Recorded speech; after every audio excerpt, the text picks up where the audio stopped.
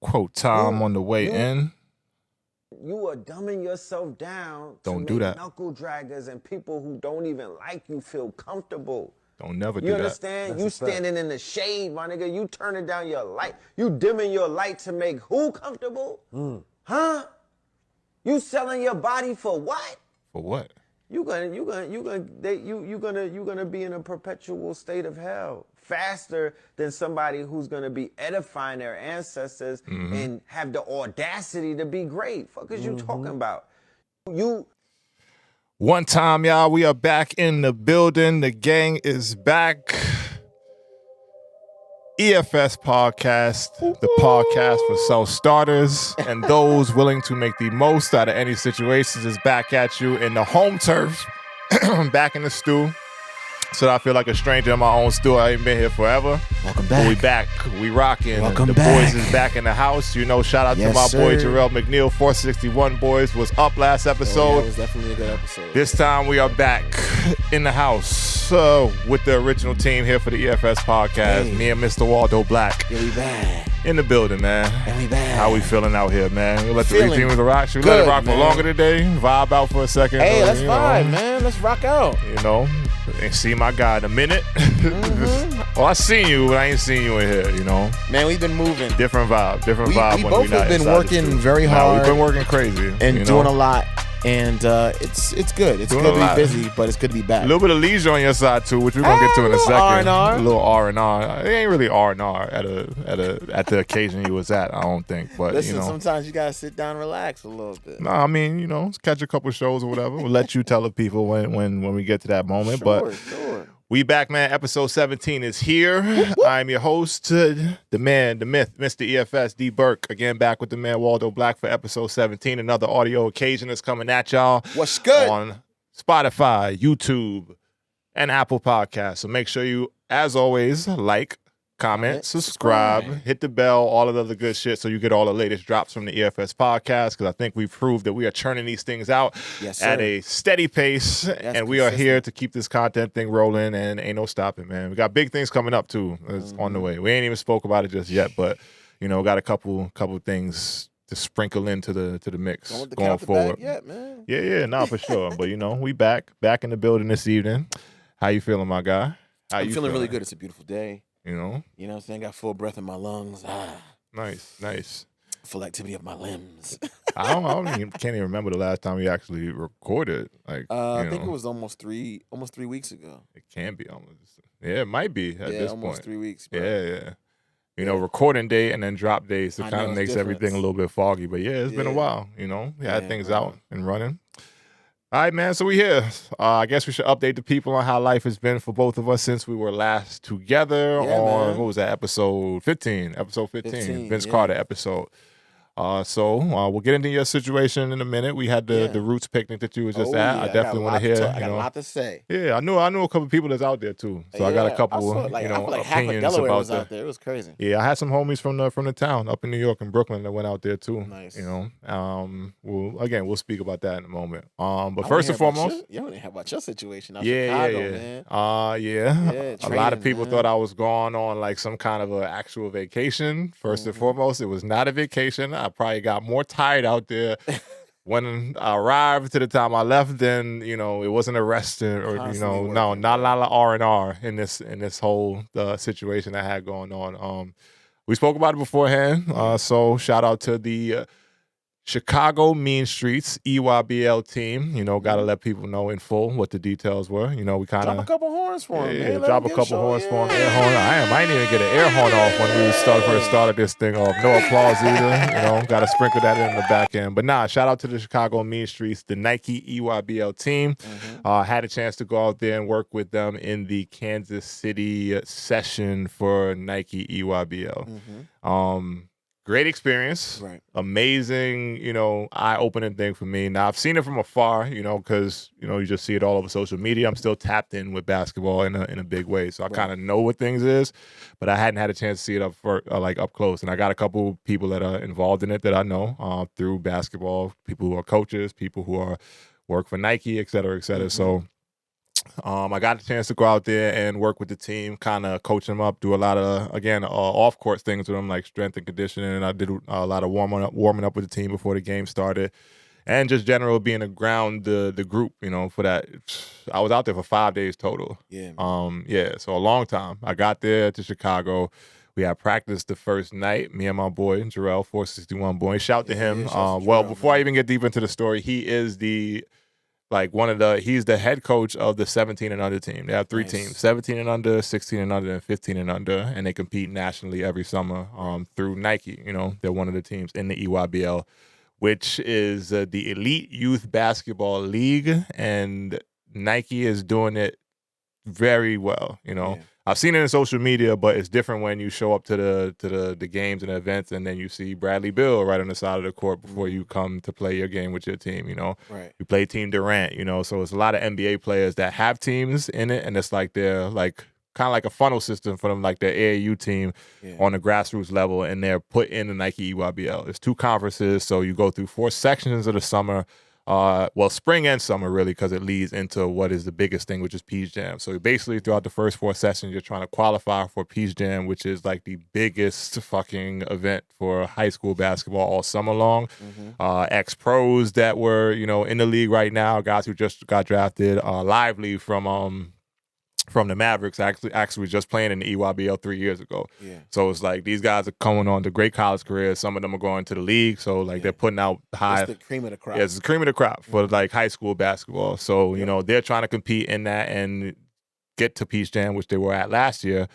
So Peach Jam is like just a big ass, it's a longer event, a longer session, and that's like to determine the champion of the EYBL league. You play it out to the playoffs. You do pool play, then playoffs and all that. Yeah. So they're trying to work towards getting to Peach Jam, which we're kind of on the inside, outside, like one of them bubble teams right now. I think we got a good shot of getting in there, which will require me to have to fly down to Georgia again when Peach Jam comes around, which is when July. Peach Jam?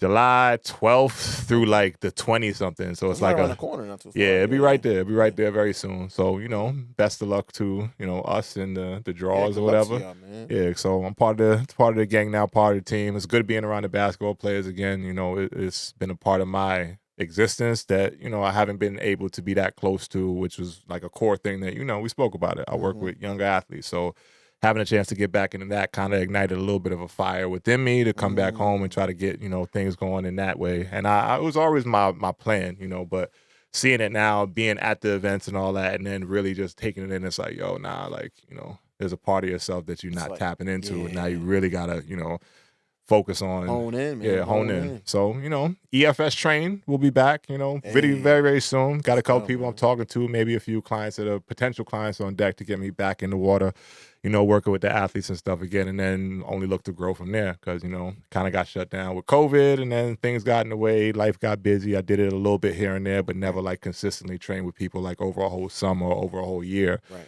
Like that. So, really looking to get back up and running. But I will say that experience kind of made me like, all right, bet it's time, Yeah. Because now I'm still in the mix with it. So I'll be back out there in Peach Jam when we do get there. So I'll speak that into existence. So now it's like, all right, I got to start pursuing the opportunities in that again, Yeah, make those connections now. Yeah. And I work from young kids all the way up to guys who are pros overseas. So, it's a part of my core that now as a post athlete, I'm really looking to tap back into. And off of that experience, it was like, it's time to go. And now we're pushing some buttons, trying to make things happen and get it up and running. So it was a good event. Yeah, I seen your boy, Braun was out there. Oh, yeah? Yeah, I seen Braun. Watching his son, watching Bryce. I'm wearing my LeBrons today, too. I see you wearing your blondes. I see you wearing them. I saw him out there. You got your Kyries, I got my bronze. We're going to get to it. We're going to get to it. You can get to it. He's one of my favorite pairs of Kyries, which I had a few over my life, but, we're going to give my boy some love today when we get to that topic, We'll see how much love we getting them. You know what I mean? A lot on my end, at least. A lot on my end. But yeah, so that was my, experience. Again, it was tiring as fuck, like running behind them all day. You're getting up early. The coaches is like kicking it late, doing scouting reports for the next day. Like, we just, enjoying the time with each other as coaches. Like, watching the semifinals games, the freaking Celtics and Pacers. Then we was watching the Mavs and the Minnesota go at it while we was out there. So it was good, man. Like real good All hoop in energy. basketball. Yeah. It was good. It was a great time. Yeah, tiring, but again, very fulfilling experience, and it sparked the fire in myself that I think I needed at this time. So out of the players, was there anybody, these shining gems, diamonds in the rough, that you were able to work with or see it out there? I mean, I only really get to work with Meanstreets, so their players is the ones that I was like, in the trenches. Yeah, was there one of those players though that you felt like they got some good dudes. They got some decent talent. They're not one of the better EYBL teams right now. Right. At least the 17 and under team. The 15 and under team is like one of the best teams in the country. Really? Yeah, easily. I watched them play, and then they got some real good like young and up and coming prospects on it. But the goal with AAU and like those like shoe deal teams or whatever is try to keep the talent and keep it in the team, the program more or less as they move up the ranks. So like 15 and under, 16 and under, 17 and under. Going up, yep. So, if all falls through the way they would like it to, or we would like it to, then we'll get some of those younger players coming up in the next couple of years. Lock in and stay with Meanstreets. Yeah, but the guys on the 17 and under team, really, really receptive. I gave them a lot of gems, a lot of game while I'm out there. Like I'm doing what, comes natural to me, giving them wisdom, giving them, just anything I could within that few days, and they were very receptive to it. Respectful young group of men, like super. That's awesome. They realized who was standing in front of them because my boy Jarrell, like his goal is to have like high quality basketball people around him. Yep. From whatever walk of like your career you've been through, so from there we can really do the best to steer them in the right direction. Because a lot of, gimmicks and shit that go on with AAU basketball and just not steering the kids in the right way, and he has a real like old school mentality with it, which is one of the things I appreciate about it. Yeah, I'm sure y'all can see that, on the episode that we put out. Episodes, man. Yeah, so a lot of wisdom. Very very old soul, like we spoke about on the episode, but again, like a guy that has a great message in that he can give to youth to keep them on the right path without letting a lot of this shit get to them, the clout chasing, and then the way things are now, like, the keep the main thing mentality, which is hoop, and how to navigate all that as best as possible. And again, getting these kids to understand the opportunities that are in front of them, like we talked about with that bag to be made. Yeah, that NIL stuff. Yep. So talked about how now the game has changed, not only on the court, but off the court too. It's a lot of money out there, maneuver man. with the a lot of money out there. The financials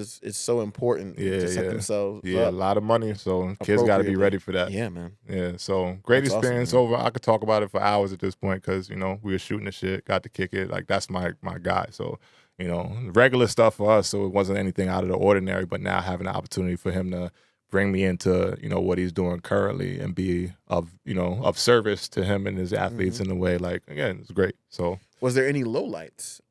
Not saying bad, just lowlights, like stuff that you wish. I mean, lowlights was the games we should have fucking won, or the games we played like shit, and we put ourselves in like positions you don't want to be in as a team. So those would be the lowlights. But outside of that, I wouldn't really call it any lowlights. A lot of it was just like learning, seeing what's in front of you, seeing how this thing runs, seeing how like it is. Because I've been in AAU as a kid myself, but that was fucking years ago, and I haven't been a part of any AAU program or EYBL team or anything like that since. So for me now, it's like really, really good to dive back into it and kind of see what the culture looks like, the landscape is. So, super, I appreciate everything about it, even being dead tired because like that's what they're going through as coaches. So now I'm getting to feel it for myself, and again, overall, just a valuable experience. And again, just something that I'm taking forward going to my next steps, and what we're doing. Man, you was a good coach, man. I like the way you coached too, man.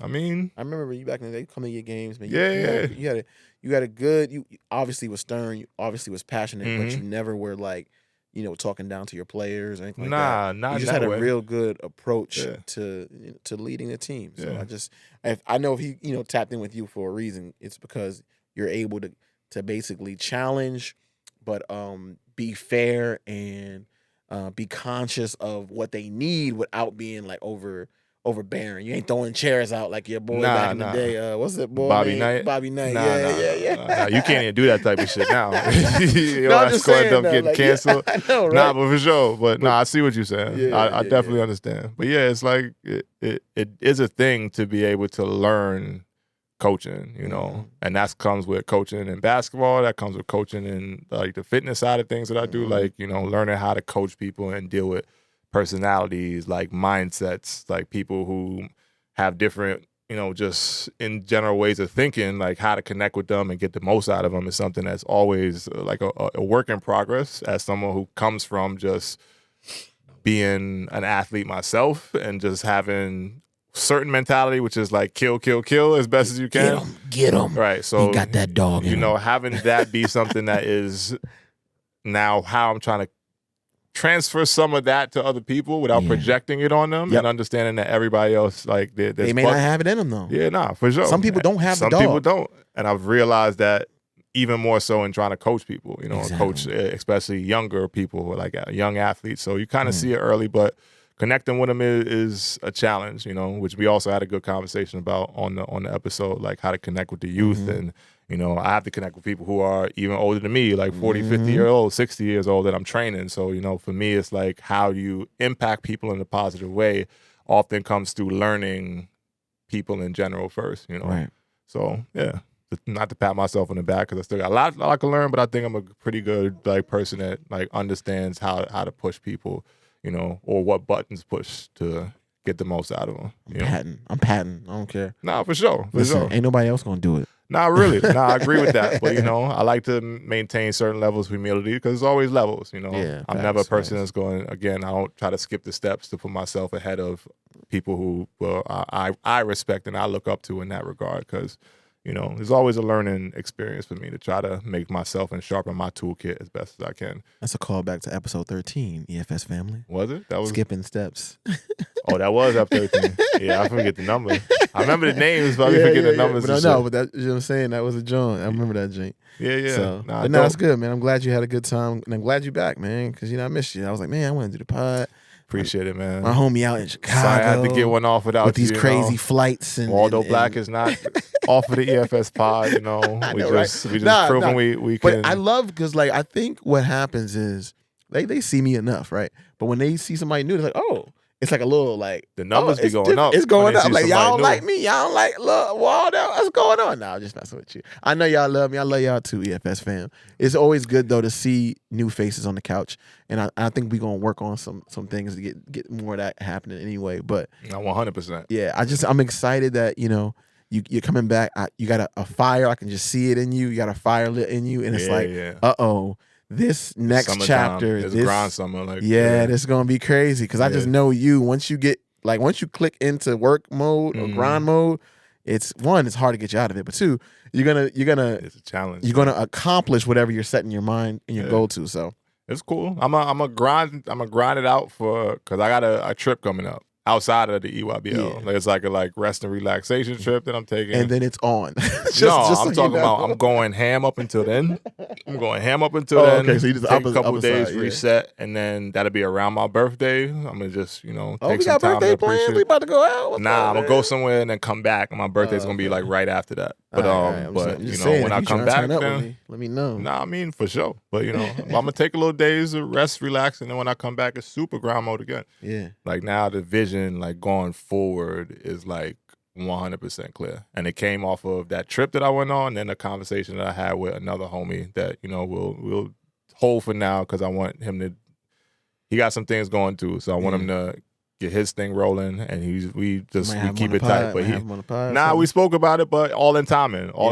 Yeah. So we had a conversation before, and he was kind of painting a picture about how you can attack this thing just because everything nowadays is more so about having content and having things that you are giving to people and having things you can quote unquote sell or just do to promote yourself, but it's all strategy and how you roll that out to the world, so strategizing the way we grow our content here and then just our outside ventures and all that stuff is what he kind of put in a different lens for me. And I was like, all right.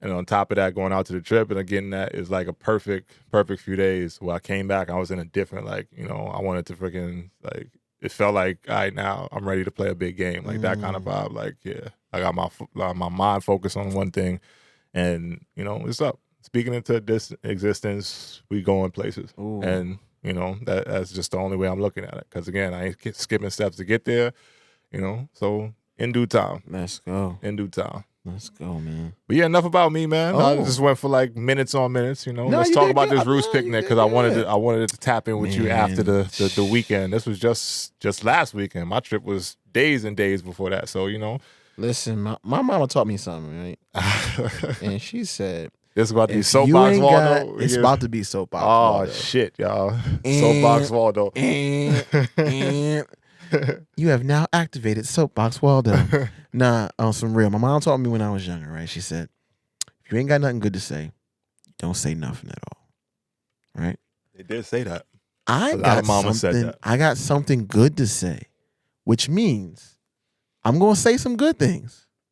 And then I'm gonna let y'all know how there's a room for improvement. And I'm gonna say that. I'm gonna be as nice as I can and as positive as I can because I understand the historical importance of the Roots picnic. It's not lost on me. Big right? Philly vibes. It's Philadelphia. It's a mainstay. It's historic. It's important. It's our culture, right? So let me go with the pros, right? Let me go with the pros. Man, it was so beautiful seeing my people. Just a lot of black and brown folk out there. Just a sea of beautiful black some content out there.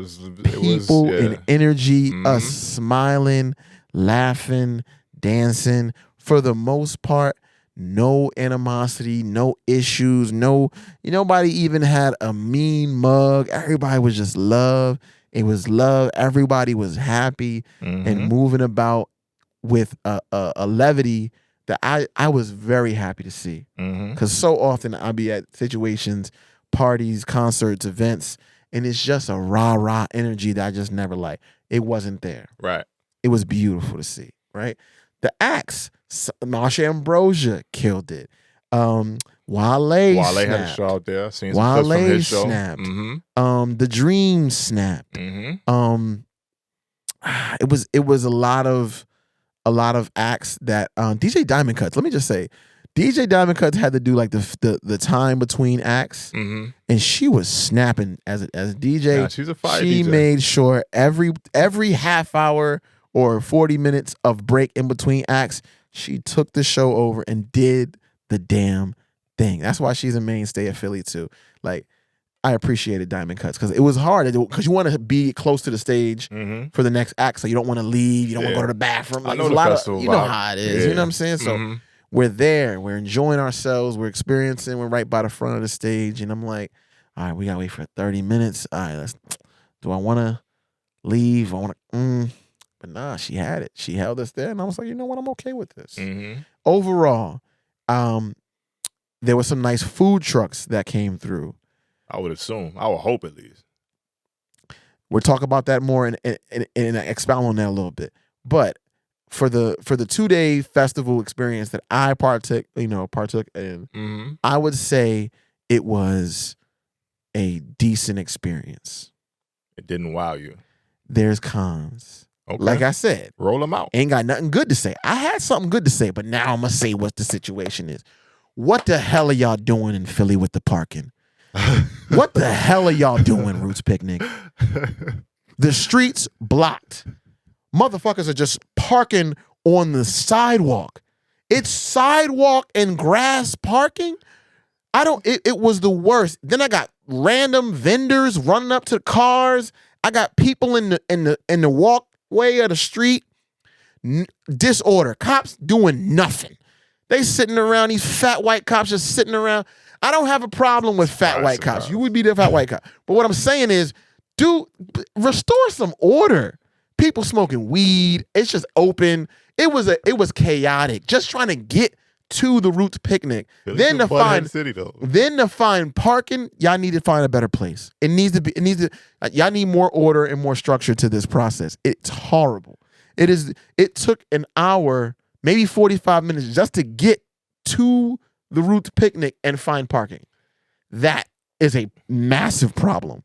Massive problem. Then the inconsistencies. One security officer is being RoboCop. The other security guard doesn't care. Looked like he just finished smoking on his lunch break. So he's like, yeah, come on in. I'm like, wait, why are you not checking anybody, but your own boy over there is checking every single person? That's not the dimension of the bag. You can only have a 12 by 6 by 12 bag. Mm-hmm. Some people bringing in a whole hefty trash bag. Somebody had a whole a shoulder bag, but it looked like almost like a luggage bag. I was like, wait a minute, that's not 12 by 6 by 12. Wait a second here. What? Who's enforcing these rules? It just seems so disorganized. Not even that. When you got to the food, like I said, there were some nice food trucks out there. The lines were 45 minutes minimum. That's not including the wait to get your food. That's the line to get to the place to order. And everywhere else, trash. You try a cheeseburger for $20, it's worse than cafeteria food. The only other place that had decent food was like this Old Brothers. You're charging me $25 for chicken tenders and French fries, and I'm talking about the portions. That's what I'm saying. That's festival I shit. know what we're talking about, but the food is usually better at festivals. I mean, yeah. That was not acceptable food. You're charging me $20 for a cheeseburger with nothing on it, just burger, cheese, bun, and it's like a cafeteria. I've had better in the Christina School District. I'm telling you, it was trash. Ain't no doubt. And then acts. The acts. One act that you want to see is at one stage, the other act on the other stage, which is totally understandable, and we know that. But then they have a whole nother stage where there's just podcasts, and it's just like Rosenberg, and, I'm not shooting shots at Rosenberg, but nobody wants to see that, man. Nobody was there. It was like this in the corner. Nobody pulled up. It was just like, what are we doing here? Are we trying to make this as most entertaining as possible or not? And then Cam, who everybody wanted to see, did not show up. Didn't show up. They didn't communicate it. They had us all there for 45 minutes waiting for Cam. Mm-hmm. And then the DJ decides to have a little party. Everybody's getting all riled up. And I'm saying, like, wait, it's 30 minutes after the set time supposed to start. Okay. All right, well, let's wait another 10 minutes. 40 minutes come by. He says, oh, yeah, Cam not come. Everybody got up. Everybody was pissed. Cam was too busy writing his Ant-Man disc. And we can talk about that too. I'm just saying. Cam was too busy writing that disc. Because I had an adequate weekend, bro. I'm gonna talk about the Cam joint too.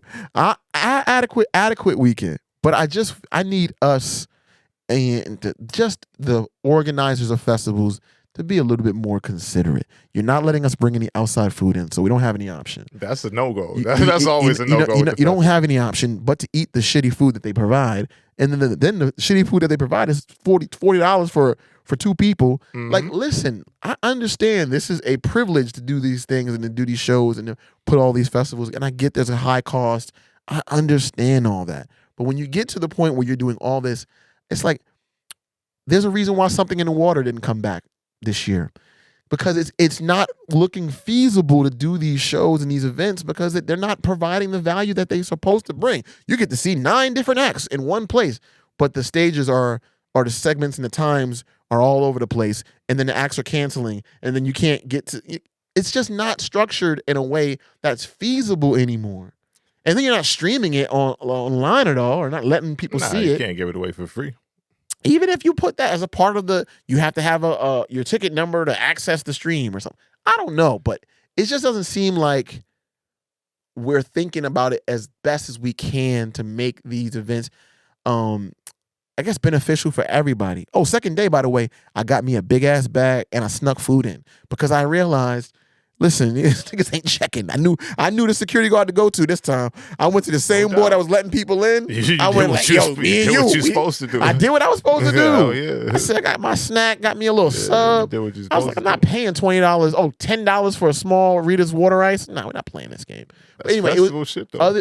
Again, I understand where we are. I just know, and I appreciate the roots. I appreciate the acts. And what's crazy is Method Man and Redman were there, and they had a different response from this crowd than they had at the Hot 97 Summer Jam stage, which they had they basically said they're never doing Summer Jam again because there's a generational gap between the artists and the I can crowd. see that, yeah, and I noticed that too, and I think what they did at this festival is try to separate, obviously, the younger crowd with the older crowd. That's what the roots it is. It's historically been a festival for like niggas is our age, like, you know. And festivals is, I don't really fuck with festivals if I'm just being 100% honest, because I ain't that social. Like, I get burnt out social overload when I see too many crowds and all that shit. And then dealing with everything you just said, like even every festival I've been to is taking long as hell to find parking. Every festival I've been to is taking long as hell to get to where I want to be, where I get to see the access on the stage. Every festival I've been to, the food has been expensive as fuck. Every festival I've been to, you got hit or miss restaurants. So like, I do think that it is just festival shit that you saying, and I think that you're not wrong. I'm not saying you're wrong in any bit. I'm just saying all that shit was like, I don't feel bad about why I don't go to festivals. I'm just like, this is why I don't go. That's the shit that get on my fucking nerves too. It does. It really does. You got it. But I've had other experiences, other festivals that didn't have that same outcome. True. Right. But the Root shit is like different though. Root shit been rocking for years now, and they still ain't got it right yet. But you can only get so much right when you're dealing with. You got to hire people from the city to help you out. So when you're hiring a bunch of people for these kind of events, like they not doing background screening checks like that. It's like, we need someone at the door. Like, we're gonna pay you this much to be at the door. I don't know if you're a great worker. I don't know if you're not, but you got to be here, you know. And people are signing up for these jobs, so it is stimulating the economy and stuff in the city. I appreciate all which is great. But when you're dealing with too many people and the restaurants and shit like that too, you can't vouch for every single person who's going to be a vendor. But they got to have so many vendors because they need enough food to feed the people. To feed everybody who's going to be there. So for me, that's why I don't fuck with festivals, because it's like, I understand what it is to try to put all that shit together, and if it ain't a certain level of quality or just comfort or just convenience for me, like I can be over that shit. Yeah. And plus, I don't even like being out there all fucking day long, which you got to be to see multiple acts. There's no reentry. Once you're at the Roots picnic, you got to stay in, or you can't come back that day. Yeah. See, you know, which is a whole nother problem I had too. It's like, if I don't want to eat this food, I can't go out, get myself some food and come back. No, you're stuck. Yeah, kick it. You stuck. Yeah. So again, I appreciate the Roots picnic, and I had some good things to say, but overall, I would give it a C, maybe a C minus, after everything that happened between acts being canceled and, you know, just parts of the elements that I already covered. I wouldn't give it any higher than that. C minus. Hey man. Thank you for the opportunities and for the $20 cafeteria cheeseburgers. Yo, Roots, we want no beef over here at the EFS podcast. Obviously, because there wasn't no beef in that cheeseburger. It was like a pork patty or something. It was crazy. That's a good one. That's a good one. Hey. There we go. I'm here all night. That's my soapbox. I'm done though. We can move forward to other topics, and I also think we could talk about that diss that Cam did. 'Cause I think Cam. Oh, right off the heels of that. That shit was fire. Yeah, I enjoyed it. Cam went in, but was it justifiable for him to do it? Did he need to go that hard? Did he need to put out a diss? I don't think he needed to. I don't think he did anything out of bounds. Like, no, it's very in bounds. I'm just asking you, did he need to? Yeah, because Cam is always going to promote himself and insert himself into situations that's going to further his agenda, which I support. Like, that's like a lob.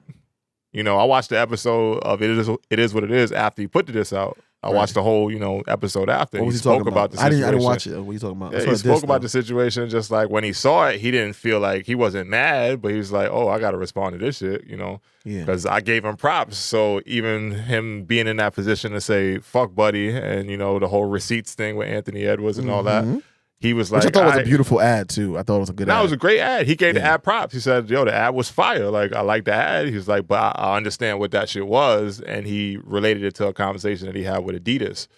Because Adidas called him, apparently, this is what Cam's, alleging happened. Not saying he capping. This is what he said on the bar. And Cam normally is known to keep it funky. So Sebastian Telfair, New York legend, somebody that I wish I would have played with in high school, but that's a whole nother story about why I didn't.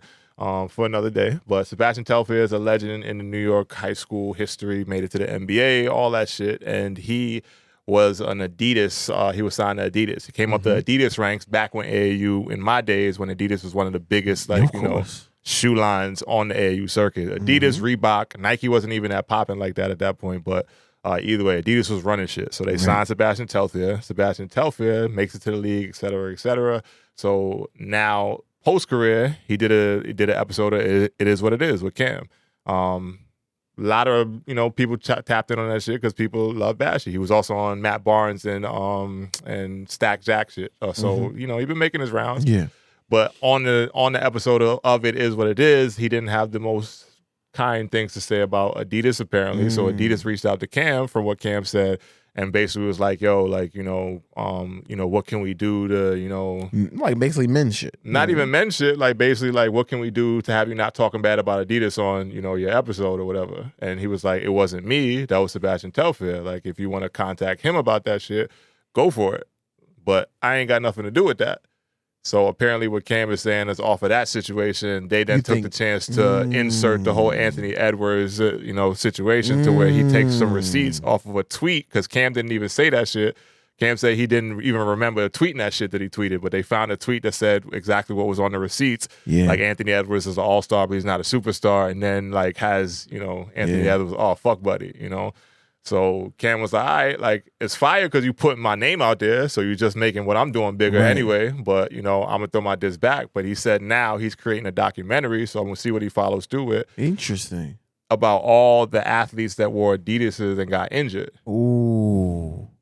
Starting with Kevin Ware. That is an interesting... I don't know if you remember Kevin Ware shit. One of the most gruesome injuries on live TV where his bone broke, snapped, came through his skin and all that shit. Why you making me think about it? Yeah. So, he's starting with him, and they was an Adidas school, and he's going through all the injuries. Fucking Derrick Rose injury, Damian Lillard when he got injured wearing Adidas is, going to soccer players, tennis players. Do you think that there's always been a thing in the shoe industry that Adidas aren't the, like, quote unquote safest shoes. Wow. There's always been a thing it's been going on for a while. And some athletes, like, they gonna take the bag, they gonna rock with it. You were saying you was ready to rock with an AE1 though. I mean, I'm not out there trying to dunk on niggas right now. So my shoe was always Nike. If you like, I had a few Adidas, I'm not gonna lie. I had a couple Adidas in high school, yes, for sure, because I was getting free sneakers. But when I got to pros, like, I hadn't played in Adidas from college all the way up to maybe like my 6th or 7th year playing pros, and I just got some free Adidas from one of the shoe stores out in France where I was playing. So I'm like, all right, I'm gonna try them out, and it was comfortable, but they were one of their better shoes. But outside of that, I never played in Adidas ever.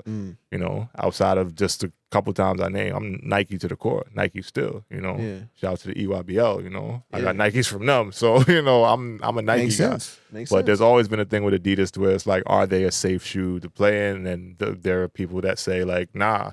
But there's some people that say, oh, it's coincidence. You can't guarantee that it was the shoe because athletes are doing athletic things. How we know when they're going to get injured? Coincidence? I don't know. I'm not the people doing the background research on it. No, but I just never really fuck with Adidas like that. And Cam, like, basically, we about to expose him now. I want to see it. I can't wait.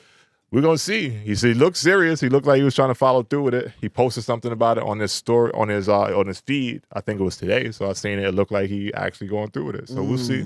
We'll see. So shouts to Cam, Shouts to Cam. Shouts to Ant too, man. Shouts to Ant. Yeah. He home now. Yeah. My guy Ant is home now. Story for a little bit later. We'll get there. But I guess we're going up next. Still basketball. Talk about it. Ladies basketball. Big stir going on right now. WNBA. With the Golden Goose is what they call them. The Golden Goose. Yeah. So CC, do you love me? That's what we doing. That's her name. It's CC. We know CC. She need to go by C Square. I think that would be fire. C Squared? Just go C Square. I don't know. I can't subscribe to that. Nah, but either way, we know she been getting the shit beat out of her all over the courts. Of course. Which is now having people attach their opinions to what they think the WNBA is. Most notably, we've had Charles Barkley come out and say something. All y'all WNBA girls, stop hating. I don't know if you saw that. I seen that. He was piggybacking off LeBron. I think LeBron went first. Yeah. Right, LeBron went first, saying they was all hating on him. Charles Barkley doubled down, which started the whole fire of like everybody saying all they doing is hating on the white girl. She's they're attacking her. They're hitting her with hard screens. They're playing dirty, et cetera, et cetera. Then to now where it comes to First Take, which I got to see the whole shit live, but I was just sitting down watching like during my morning routine before I got into it for the day. So the whole exchange with Monica McNutt and Stephen A. that you had the chance to see now. Yes, I did. Right. So we showed you. I thought it was very interesting, that whole conversation, because it sparked a real debate that kind of goes somewhat men versus women, because the ladies of the WNBA, the W is what they call it, are trying to defend their league from all the new eyes that are coming in to have opinions that about don't have any perspective. That don't have any perspective, or have little perspective, or don't have the true history as the people who blood, sweat, and tears and all that shit. So, from I'm gonna ask you a question. Do you believe that there is a thing with Caitlyn Clark in the NBA to where the women are actually hating on her? Or do you believe it's just, how things have always been in the WNBA, that league, and the women coming together to have a competitive basketball space for themselves? I'm trying to be, because this is podcast space. EFS family, thank you for watching. Make sure you share, like, and subscribe. Let me answer the question in two parts, right? Because the first part is the short and the sweet. Yes. You answered yes. Okay.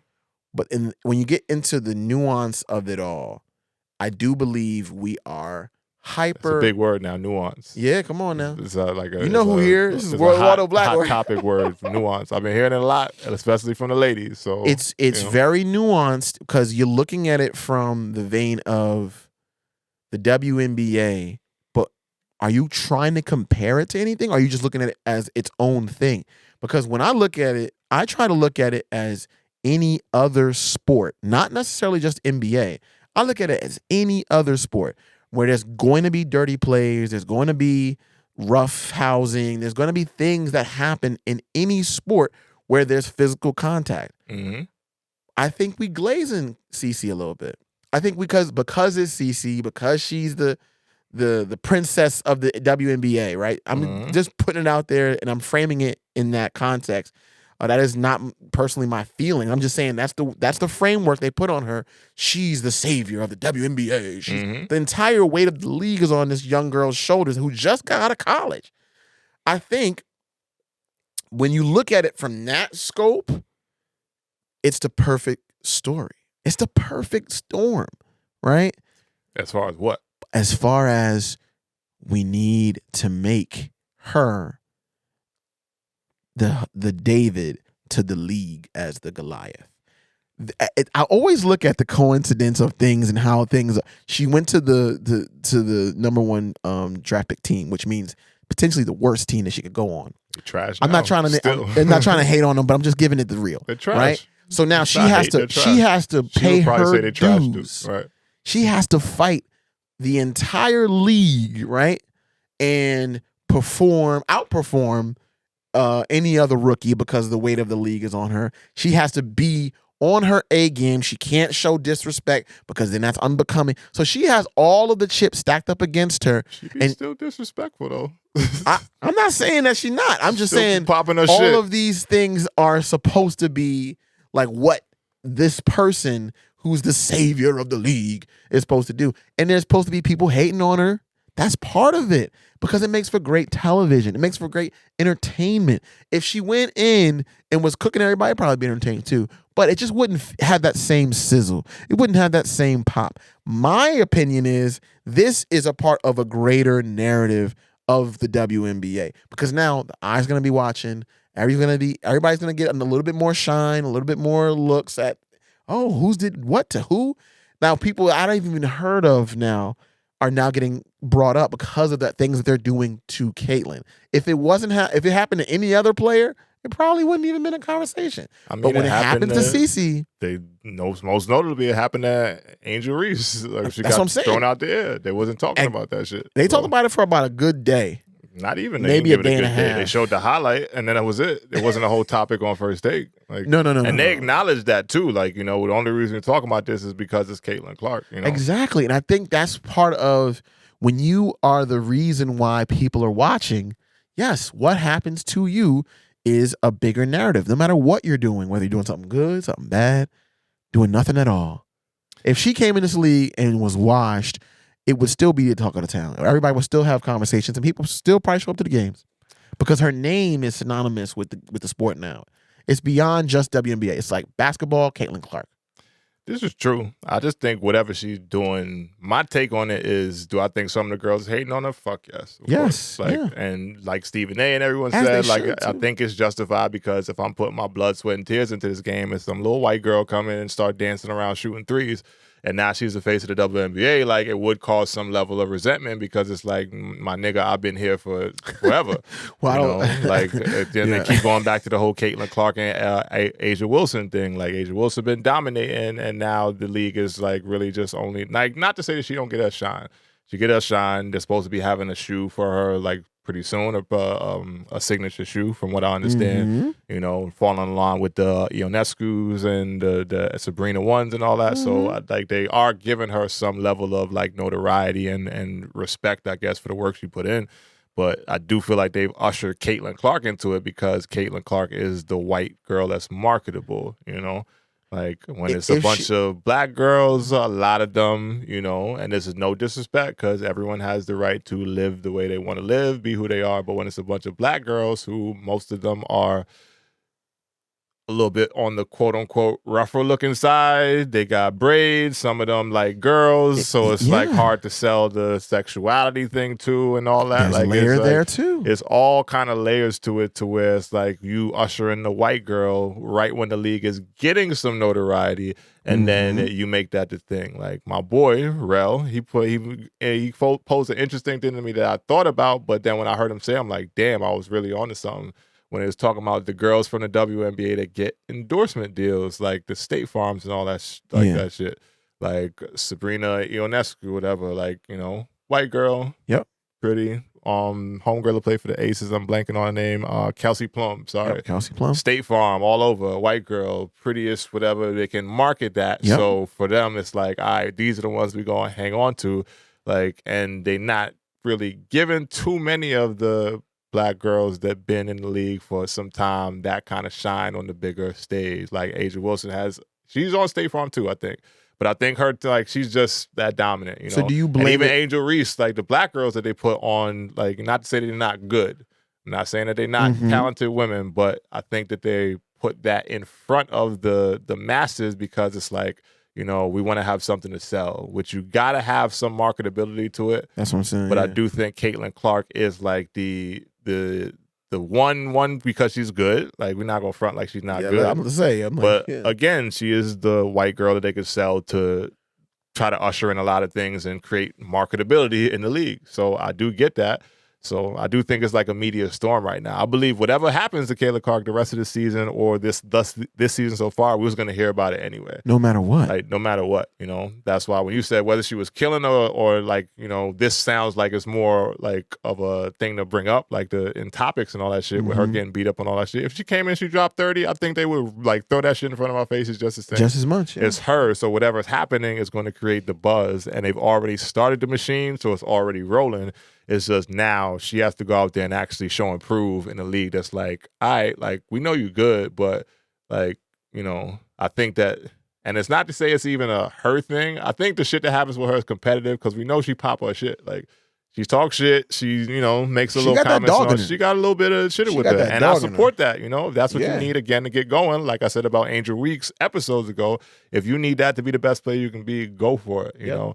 But now that on top of you are the shining light for women's basketball, and everybody else around you has to look at it like, it's like Candace Parker was here, like Maya Moore was here, fucking Diana Taurasi been here. She the all-time leading scorer. So it's like that kind of history leads to, like, I equate it to, and this is on a lower level and a little bit of not resentment, but like, damn, look at the work I put in. When I was at Marquette, me, Jarrell, like, we talked about it on the podcast, whatever.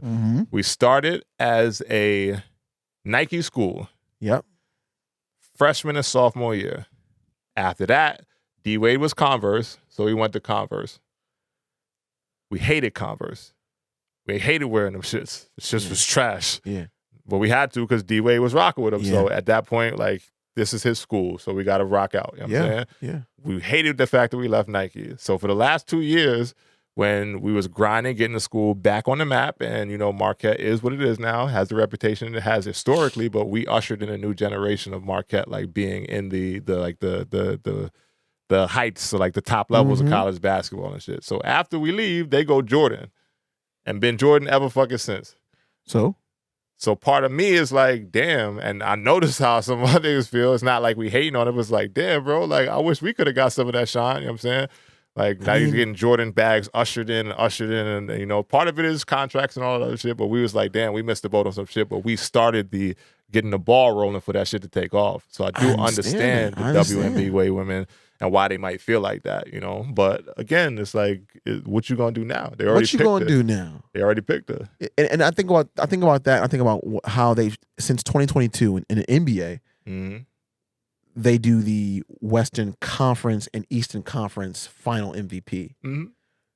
But there's plenty of players through the history of the NBA who never got that opportunity to get a conference final MVP, which it's almost like it's a new thing. But who would be the MVPs? And yes, it's not retroactive. You can't go backwards and then pull the records and give everybody who would have had the opportunity to get you get the MVP. Or even with a college, right? You're talking about college.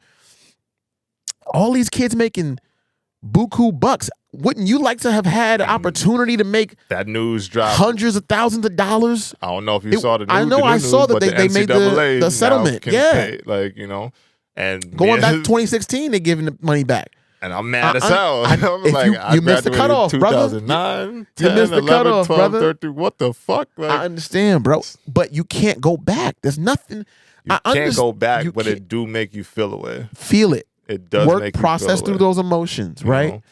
If it can make any difference, then go ahead. But if it can't, you have to forgive. That's the only way to free yourself. I mean, from those feelings. It's not even a forgiveness thing for me. It's like, I know what it is, but like, I'm not gonna sit there and act like that ain't some bullshit. That you don't just make sure that everybody's taken care of, which is even different than this whole WNBA thing. Because that would be like me still being able to have eligibility in the NCAA right now. If I knew I can go play in the NCAA for a good 2-3 years right now to go make some money, go back to college. I'm going back to college, my nigga. So I can't do anything about it. Listen, take some classes, see what happens. No, my shit burnt up. I'd use my 4 years, you know. I have maybe a red shirt, but or some shit. I don't know what's like, but I know my 4 years is done. I thought you get 5. You get 5, I think now. So shit, I might go back, get a year in. You know, so I think you would at least give some like a good 20, 25 if you really got the body right. Huh? 25 racks? No, I'm talking about points. Oh, I mean, I don't know. That's a whole nother story. I would just go back literally you're for the professional bag. playing against 18-year-olds. I think you'll be fine. I mean, I'll be all right. But again, at 38 years old almost right now, like that's just far-fetched. I forgot. Like, you're a different level, different caliber. But all I'm trying to say is, when it comes down to this Caitlyn Clark thing, the players are going to be upset. And I think that's partly because, like you said, they're being overshadowed or they feel like they're getting slighted. But if they take a step back and just look at it, not from a racial lens, because that's the easy like, oh, she's white, so that's why she's getting this. No, not only that. Because if she was white and whack, she wouldn't be there. If she was white and couldn't put the ball in the basket, she wouldn't be there. She's talented and she's white. And I think that they lead with the white first, and she's white and talented. No, it's talented and white. But then also beyond that, she's also marketable and bringing butts in seats. Okay, all these great players in the WNBA. There's been other great white players in the WNBA. She isn't the only one, but she's the one that's bringing the butts in the seats. So if she's able to degenerate wealth for the WNBA, put your hands out while the coins fall from the sky and count the money later on. Why are you worried about her? Like, it's like, play your game. That she is only one factor of the game, and I think we're getting so wrapped up in the name and she's on the worst team in the league at this current time. How much of a real factor of game changing is she doing? She's doing great for herself individually. She's doing a fine job. But if it was anybody else in any other league, we would be like, oh, so it's just a person that's playing the game. Like, it's not a big deal.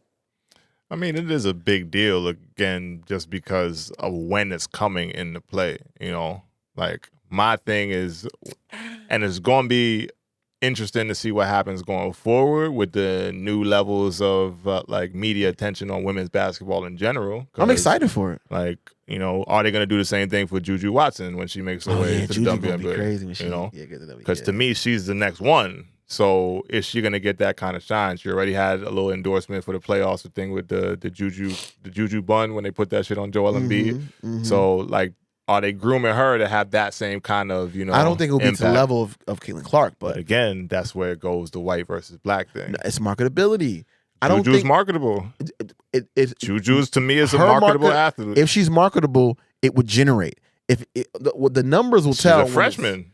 I know, but the numbers will tell. When we see what she's generating, dollars, cents wise, we'll see how they push her. Because if she's generating some money and she's generating butts and seats, yeah, she'll get the shine, she'll get the push. We'll but see. If she's not generating the money, remains to be seen. It won't happen. Sometimes to me, the white is marketable. When you say the whole thing about the whole like, oh, she's talented and white. To me, that's the Eminem conversation. Well, that's a whole nother conversation. We can pivot to talented white guy. We can pivot to that. I don't want to pivot too hard, but that's to me the most comparable thing, because the running thing through Eminem's career is he's only that successful because he's a little talented, he can rap, and he's white, so you can sell a little talented. That's not fair. Okay. He's a talented rapper. He's not one of my favorite MCs. He's not one of my favorite MCs. Eminem's one of the most talented rappers. Sure, I'm not saying he's not, but again, either having the most talented rappers or point blank, he's talented and white. All right. So I think that goes further for the marketability thing, because now we can sell him to the little white kids that are 14, 15, and, you know, they want to buy his CD and all that stuff. But those same people would not buy a DMX CD, which is the same era as Eminem. Those same people aren't buying Jay-Z CDs, which is the same era as Eminem.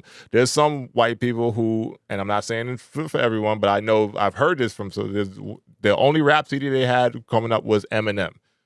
That's fair. So that to me is the marketability to say that, okay, now we can break into those markets, you know, and get those kind of dollars, because when the whole accepts it, the black people who support their own culture, and then the white people, that's when all the dollars really go up for any kind of act or anything like that, from my perspective. I agree to a degree. I think that there's layers, right? Because what he was able to talk to with the music resonated with those people far more than what DMX was talking about. They can look at it like it's a movie, like, oh wow, it's a great spectacle of storytelling. I can understand it, but it didn't resonate and connect with the 15-year-old kid that's in his room that says, I hate my mom because what she did.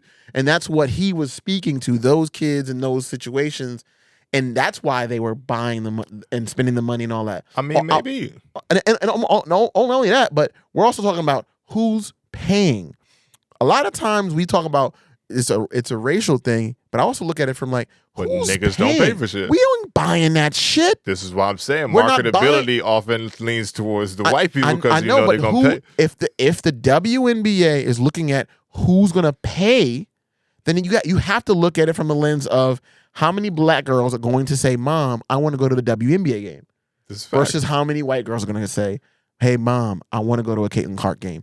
That's the differential. And I'm not saying that because one girl is one or no. I'm looking at it from the dollars and cents of it, because we can do the race game, and I'm going to, be a champion for my people and go in that route. That's already a standard. I'm black. That's covered. But when I'm looking at the marketability of it all, I'm not looking at, okay, who's going to be the blacker, or maybe she's mulatto, she'll get both of them, right? I'm not doing it that way. I'm looking at it like, let's put the team up, put the game up. Let's see who comes to the games. And then if this person is getting more people coming to the games, then they're more marketable than the other person. Not based off their race, not based off, I'm talking about just play the game, go out there and see how many people want to see you play.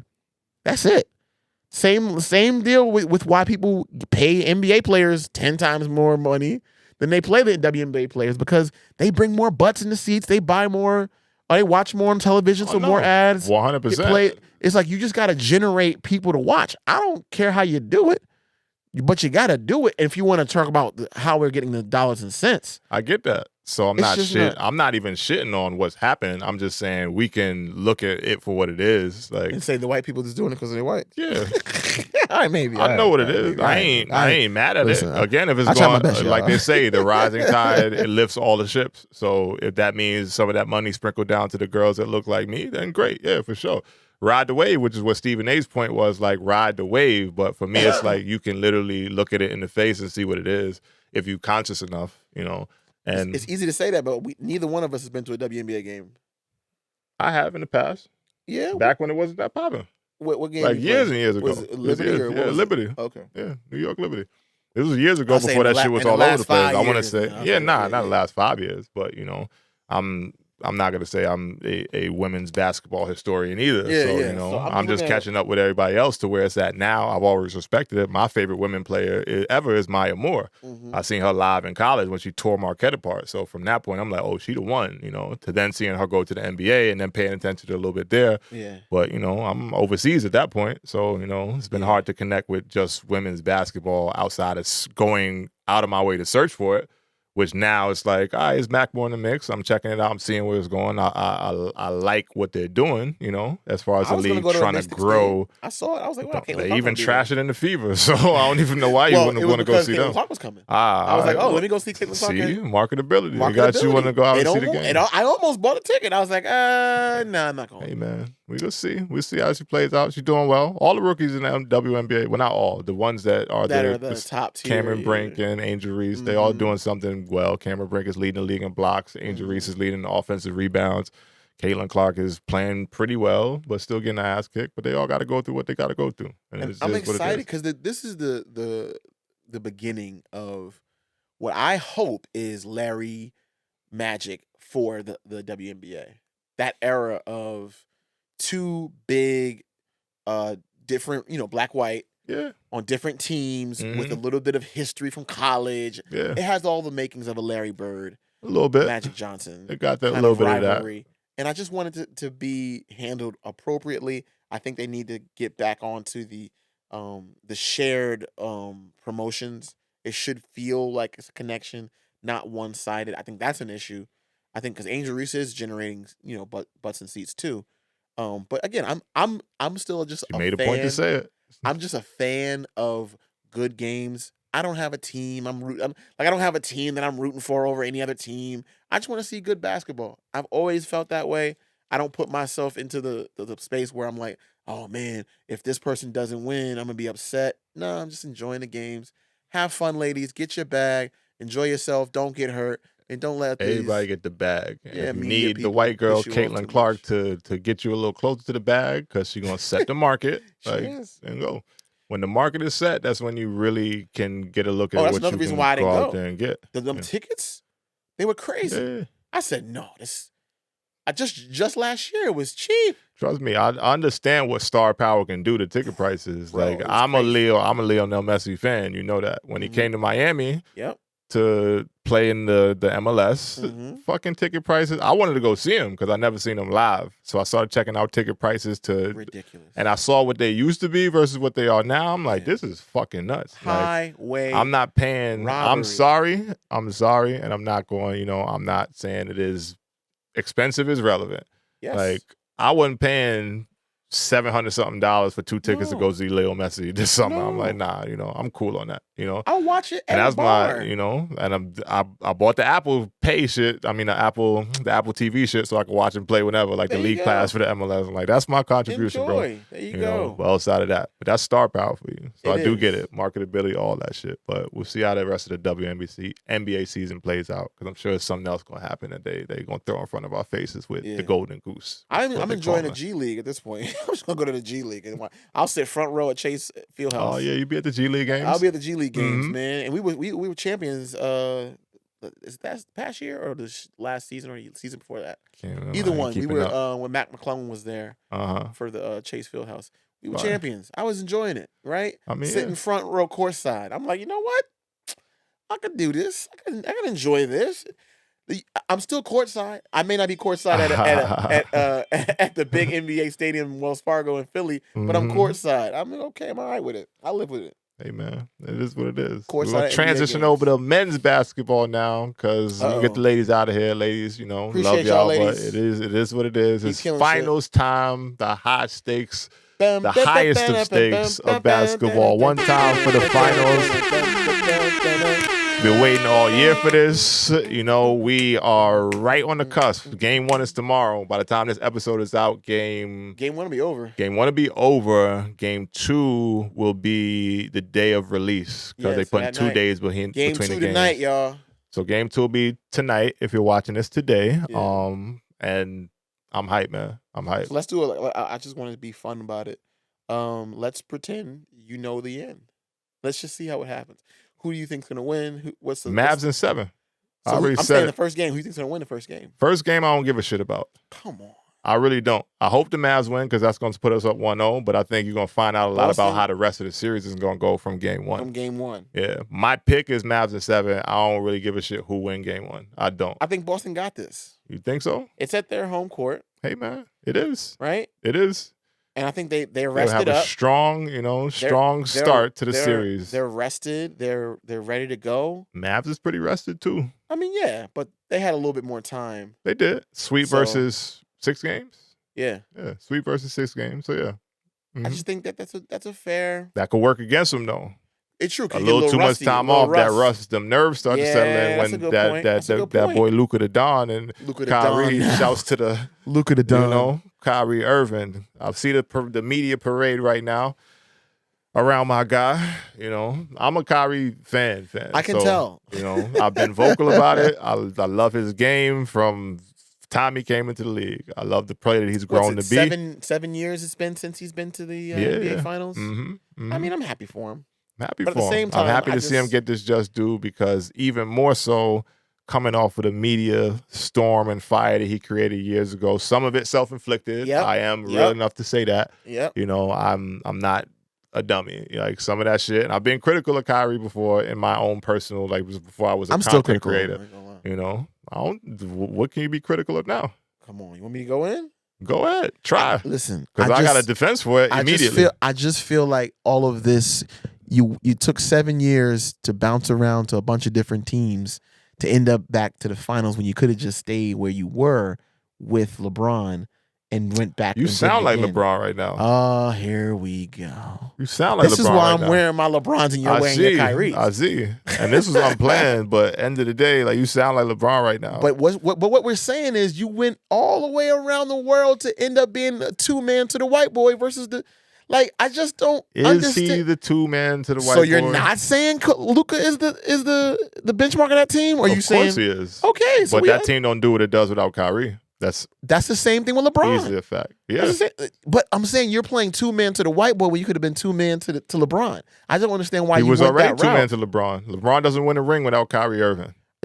Okay, but you're Kyrie hasn't won a ring since LeBron. Let's not sneeze at that either, though. Sure. You want to count the LeBron has run a ring. The bubble ring? Come on, now it's a bubble ring. It is the bubble ring. It's not a bubble ring. It's a ring. It's an NBA Finals championship and NBA MVP. Cool. Anybody else won it? If Jimmy won it, Jimmy won it, we wouldn't say it's a bubble ring. We would have the same shit if Jimmy won it. We would have said, wow. I'll say the Jimmy same took exact the team, shit if Jimmy put it won on his back and won. I would say the same thing if Jimmy won it. On, I would say the same thing. I don't care who won that ring. It's still the bubble ring. It's still a ring. Sure.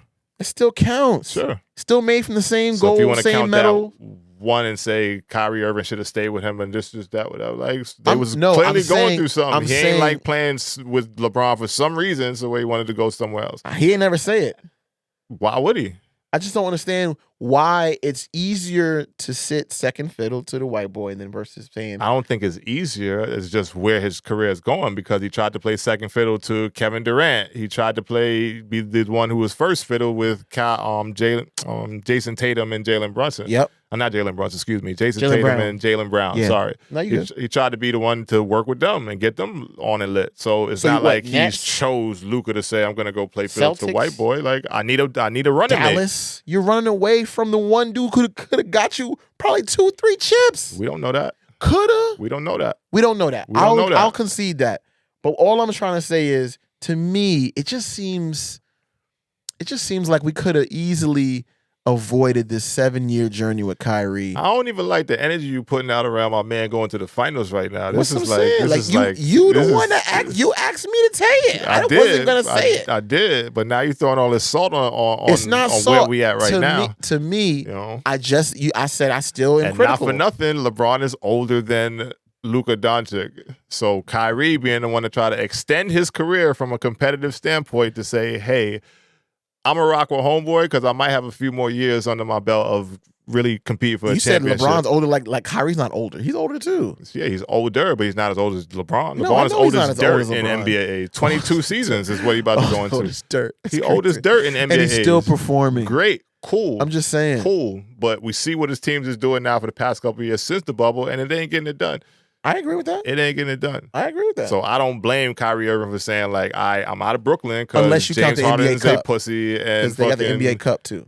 I mean, whatever. We ain't going for that. We ain't jacking that ever. But the whole situation in Brooklyn that fell out, he got to get out of there. So, yeah, I'm going to go to somewhere where I need a running mate. Luka Doncic, hey, you want to play with me? I bet. I'm going to come get y'all lit now. Finals. We're going to tank this 1 year. Shit ain't really the way it needs to be right now. We're going to get a draft pick. We're going to find what we need. And now look what we're doing.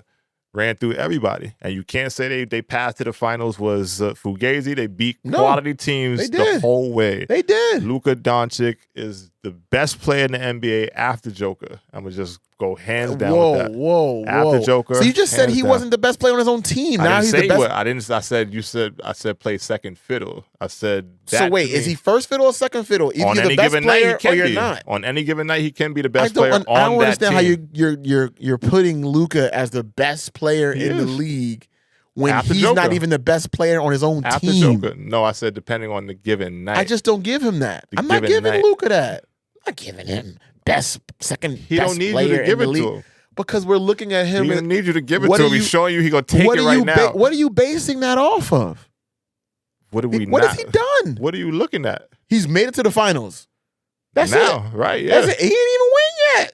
Okay. And so we're what does already that mean? crowning him the second best player in the league. Yeah. That's at cap. this point right now. That's cap. It's a fluid list. It's a fluid list. So what if he loses tomorrow? Does Jason Tatum beat him and now he's the second place player? Nah, I See, don't that's think what so. I'm saying.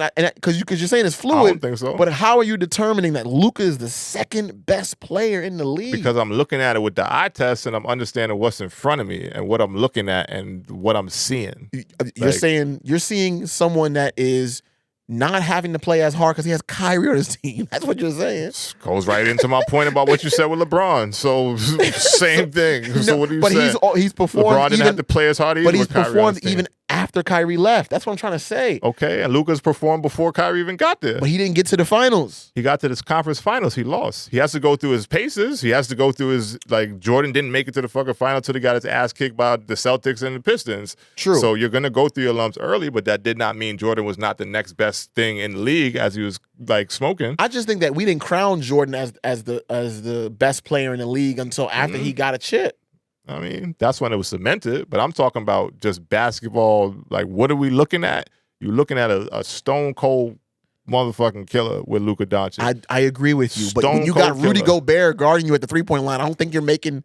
That don't got nothing to do with like, nothing. I don't think that you're shot, making the case. basket got to go in. It does. The basket got to go in. It does. I'm just not crowning the NBA as a league that has two white boys as the number one and number two option as the best players. I don't give that. I don't concede that. You can't say shit about I don't Joker. think- Did it multiple years in a row. No, now, I get- I'll dominated. concede I don't that think he Joker was is the the number MVP one. this year. I said I would have gave it to SGA. So And that's your I'm not argument there. saying- You're saying SGA was the best player in the league this year, but you're still Sure. giving Luka as the number 2 player in the league. longevity. SGA wasn't doing what the Come hell Luka on, was doing when he dog. first got in the league. You crazy if you think he Come like on, dog. that's not even comparable. SGA was not as great of a player as Luka was coming in. you said it's a fluid Luka list, though. Doncic won a European EuroLeague final and was the Yes. MVP while he was still a teenager, 19 years old. Yes.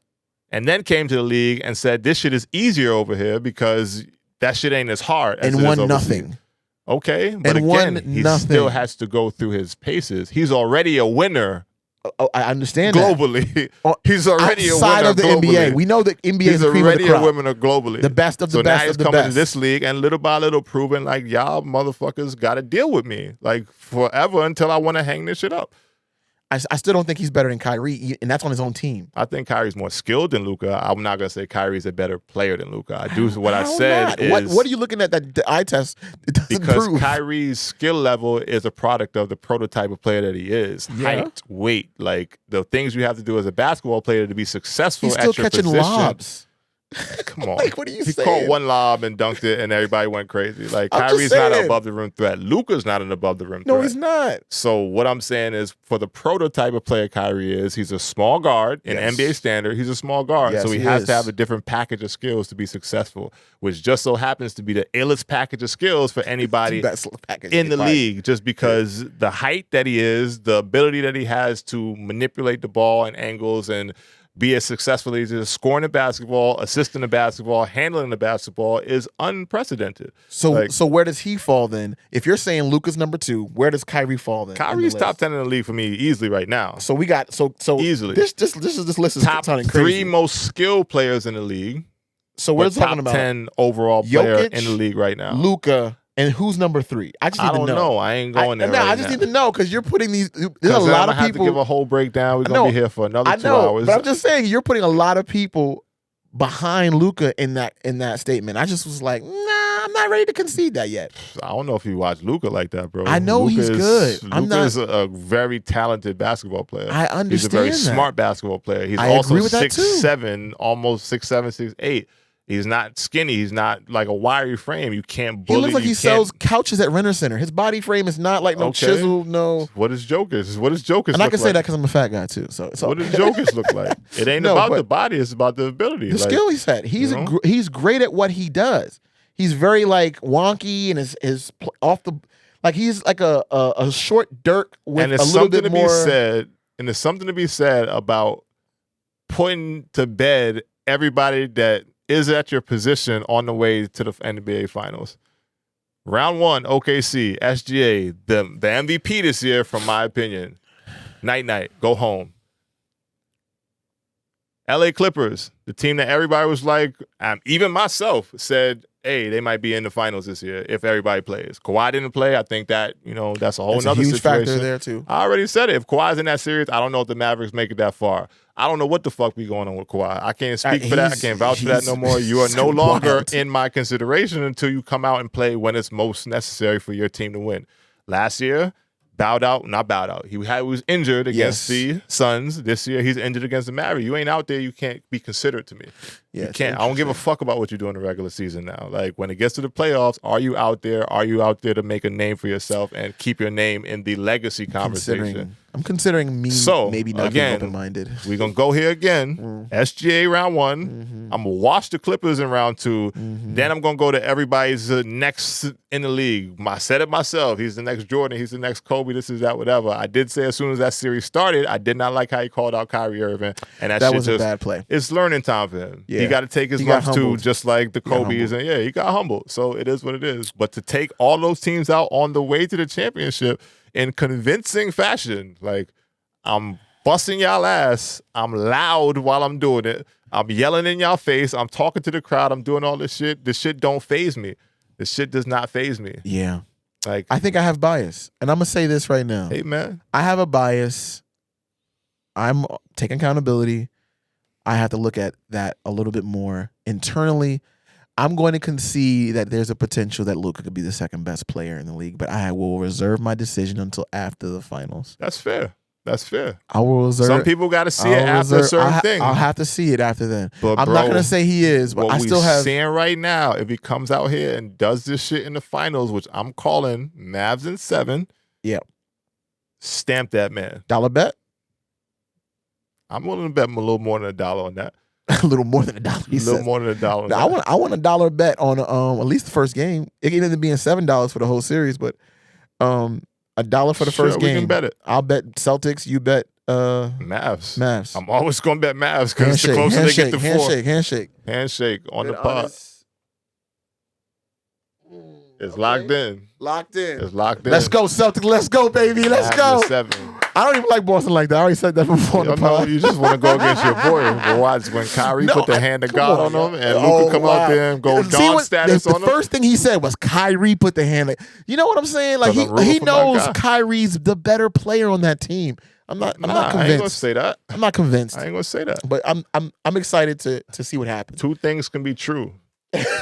Is all I'm saying. I'm not saying Kyrie's the best player on the team, but I'm ready to see Kyrie try to put the hand of God on him. Kyrie's operating from a different space right now. I don't know if you see he's like spiritual. Like anything you ask him is like looking dead in the face, and I'm answering all the questions the right way. Like, yeah, he's not doing about it. to trick me out my bag again. He's doing it. I took my sneaker deal from Nike. I got a whole nother one with Antna. I'm about to sign my dad to the fucking shooter line. The answer joint. You know what I'm saying? He's doing honorable shit. Still doing his philanthropy work. You know, he's still in the Native American community. He's a devout Muslim. Ramadan Kyrie was a thing. Like, I want to see that man win his next ship.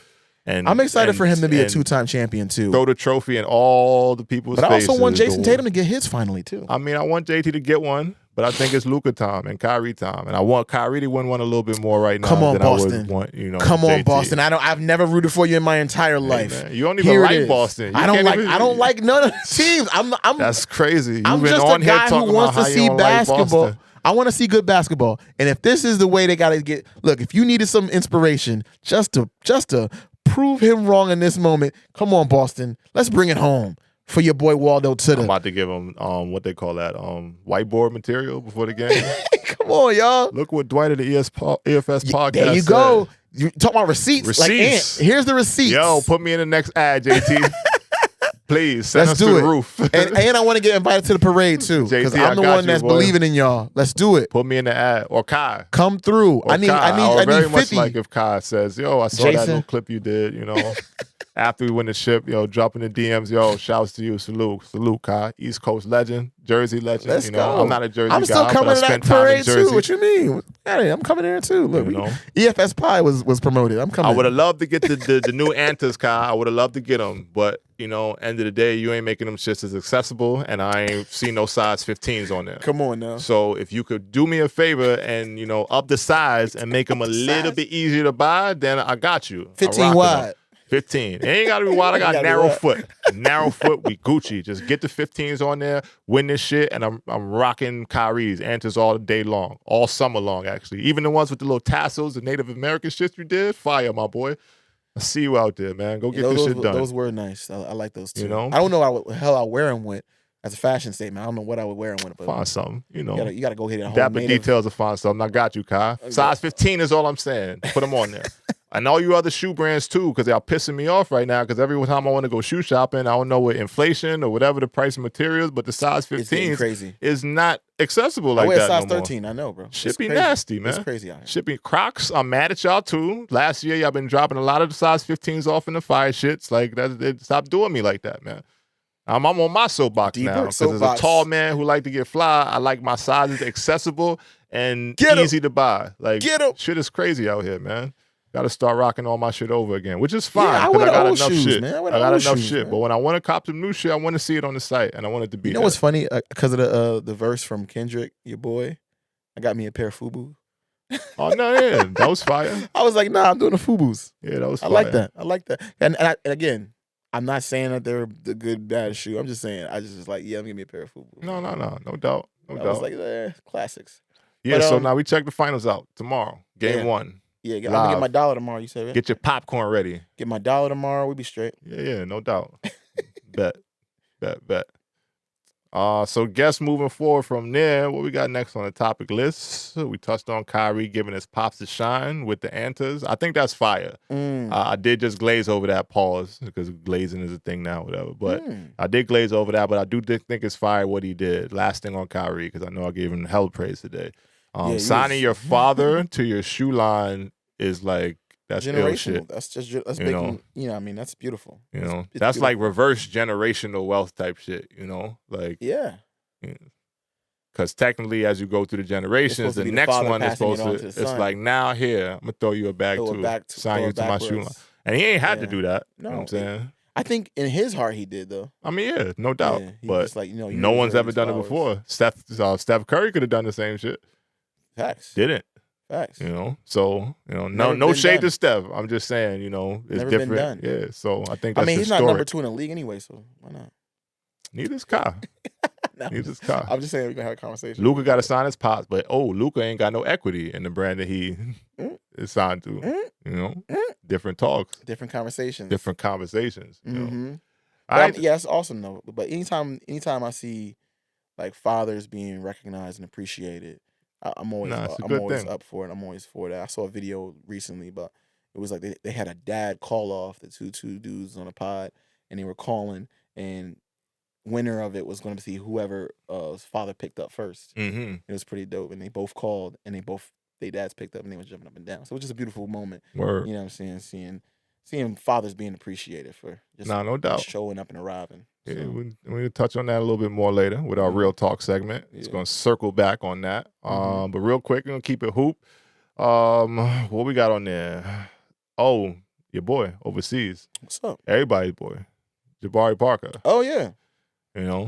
Had the internet ablaze a little bit with his emotional. I really want your perspective on this because I got a lot of experience, like to maybe understand where he's at. To provide context. A lot, yes, and then also not. But I also can see how that would play into things. But for those who haven't seen or didn't know what we're talking about, Jabari Parker was in an interview. Plays for FC Barcelona. Yep. EuroLeague team. Spain. They're in the middle of the playoffs, I think, or they just started the playoffs. I haven't fact checked that, but I think it is something playoff related. Yes. To where he was being interviewed. Yep. And the interviewer asked him about his first year playing overseas and how he felt about that. And then what proceeded to happen, raw emotion. He started to cry and started to have, to break down in tears, basically overcome with emotion from the moment and from the question being asked. And it just really speaks to so many layers about being away from family, about playing overseas. And as you're a professional, you're someone who's been in this space and done this work for 10 years, 10 plus, you know what I mean? You can definitely provide context to what he potentially could be feeling. I haven't seen him make a statement about it or anything like that in regards to it, but it was one of the most powerful moments I've seen in a long time. And I make it to me as as a man, it was an important moment because we need to see men cry. It's just what I think as a society we don't get it enough, and men being able to share and cry is so fucking important. I'm just gonna say it. And I loved the moment, and I just wish and hope that he gets, a hug from his family and his loved ones when he comes back, and he just, is good on all other aspects, mentally and all that. But please share your perspective.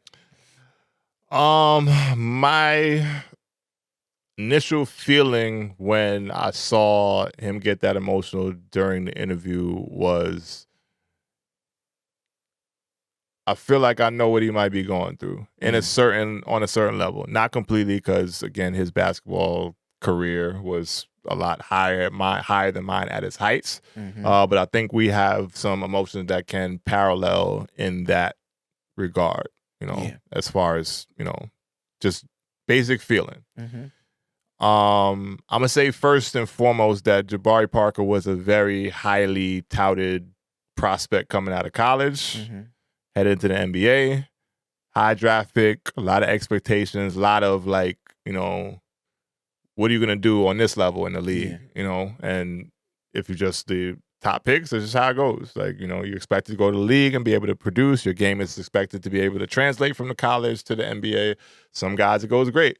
Right. Some guys, not so much. Some guys you don't think is going to go that well for, and then you see them at the heights of the leagues, like the Jimmy Butlers, the Dame Lillards, who, kind of come out of nowhere, and they're like, oh, this motherfucker's a superstar. Yep. So I think Jabari Parker had a little bit of the reverse experience to where, he was this high as far as his stock goes coming into the league, and then the career might have not matched up to what, the expectations were at that point. Right. Not to say that he was a bad player. I still think he's very skilled, versatile guy. I think he translated his game even more to where the NBA was at when he got there, because in Duke, when he was there, he was more so of a inside player, you know, not to say he didn't have the ability to step outside, but I know what it's like on that regard too, to then like grow your game. Because when I was in college, I always, as a younger player, I always trained myself to be versatile. I only got to showcase certain things in college. So when I got to the pro level, I had to kind of develop my game in a way that's like now I can be effective in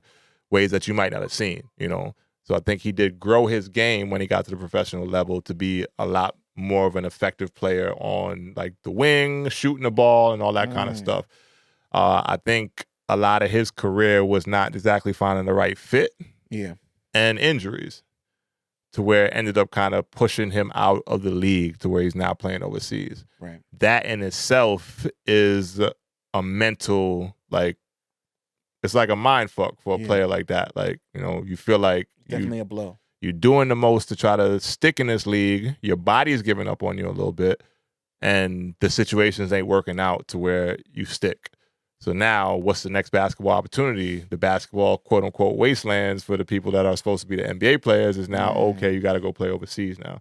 You know, not to say that he ain't making pretty decent money, because FC Barcelona, like, if you're going to go to one team overseas, it's going to pay, like, it's going to be them, you know. They got that reputation, you know, like that reputation as a like organization, just general. Like, there's teams overseas where you go and you like, yo, you playing for them? All right, you know, I ain't even got to ask you what you're getting, but I know you're getting it. You know what I'm saying? Yeah, and he's an ex-NBA guy, so they take care of him. Yeah. Right. So, but I do think his expectation of where his career should have gone versus where it's at now can kind of come to a point where it's like looking within and then being like, shit, you know, like, I'm overseas now. You know, has he accepted it? I don't know. You know, so I don't know if the emotions was all that stuff piling up on him because of where his career is at right now. Yeah. Or the other side of it for me is just the grind that it takes to fucking be over there. Yeah. It ain't for everybody. Like, I've expressed some of the things I went through. We ain't even gotten to half of the stories. I could write a book, my nigga, if I'm just like referring to all the things I dealt with over 10 years of having to pack your life up, go play somewhere else, 8-9 months over there, come back home, and then you only got so much time here. Like we just touched on the last episode, so I ain't gonna go too much into it. Like, it is a grind, like a different kind of grind, and it's an uncomfortable grind because you're not in your what is familiar surroundings to you. Every year, unless you're going to the same place you went last year, you got to learn new things. You might have to learn a little bit of a new language. You got to learn new teammates. You got to learn a new culture. You got to learn how to exist in a place that's not yours or like very foreign to you. Yeah. So I've seen that break people to where they say, fuck it, I can't do this shit. I'm just going to stay home. Like, being able to be well-traveled and stick in certain environments for that long. We're not popping in for like a 1 week vacation. Right. Oh, I'm going to just go to Rome. I'm going to go see the Colosseum. I'm going to go see, like, no, you there. You boots on the ground in a culture and have to survive. You know, he's in Barcelona. Great city. Like, great city. So not the worst experience.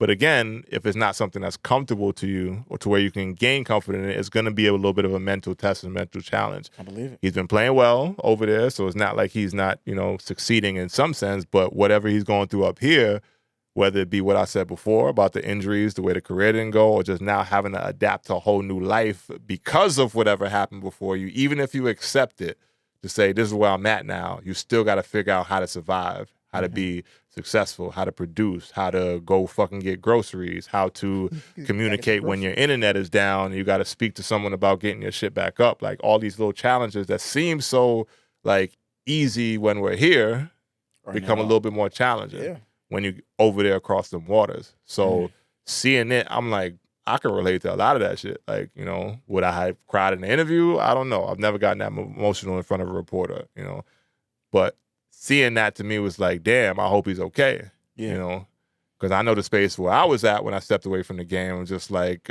I felt like the game was working against me in a lot of ways. Still successful, but again, I shared the story on here before, like where I was at when I left the game. Right. Like the mental toll that it taken on me to where I felt very low self-worth. I felt very like kicked and beaten down in certain ways when you've been scratching and clawing to try to get to a certain point where your expectations, and you could look at yourself in the mirror and say, great, you know, I'm happy with what I've done. I'm happy with what I put out. Well done. Has he had a great career compared to a lot of people? Hell yes. You know, But I don't try internally, to does he feel that? Exactly. You got to feel that for yourself, and sometimes it takes time to get there. And in general, that don't happen in the moment when you're in the midst of like the struggle, you know, the trials. First year overseas after being in the NBA and all that other shit. You know, it's a very transitional point for him to where those feelings, those emotions may be overwhelming. Yeah. So it shows up in the way it did, which is when, you know, you cried in front of a reporter. So, you know, hope he's doing good. Hope he's all right. So You know, too, I man. think that, you know, he's a good player. He's, you know, like I've watched him coming up. So, like, he's dead nice in a lot of different ways. And I think that now he's just showing that in a different realm of basketball. Right. And best to him, you know, best to him. I just hope that he's you know, I think getting the support from his teammates, his organization. And a lot of times you don't over there. And that's what I'm trying to It's say. a lonely, lonely road over there sometimes. If he's not, I definitely think he may need at least some love and support from whoever's back home to kind of boost his spirits. Because you don't go to that state emotionally unless it's just too much to hold up. Yeah. Right? And I think that's where it's like, you know, it's not just, you don't got to be a professional basketball player to feel like you're overwhelmed. No, for to sure. feel like you can't unplug from all of the pressure and the work and the life that, you know what I mean, that you're trying to build build and hold up this giant, I'm good, everything's okay, I'm working towards goals and missions. And sometimes it's okay to just put all that down and say, I need a good cry. I need to just let it out. I need to just work through these emotions that I'm feeling. It can be bad, it can be sad, it can be mad, whatever it is, just feel those feelings and realize that you are not those feelings that you're feeling. You know, who you are isn't the sum of the decisions you've made or the things that you've done or not done, right? You're outside of those things, you are still a person of value. And I think if I could send a message to Jabari, I think just want you to know we appreciate you, proud of you, keep grinding, soldier.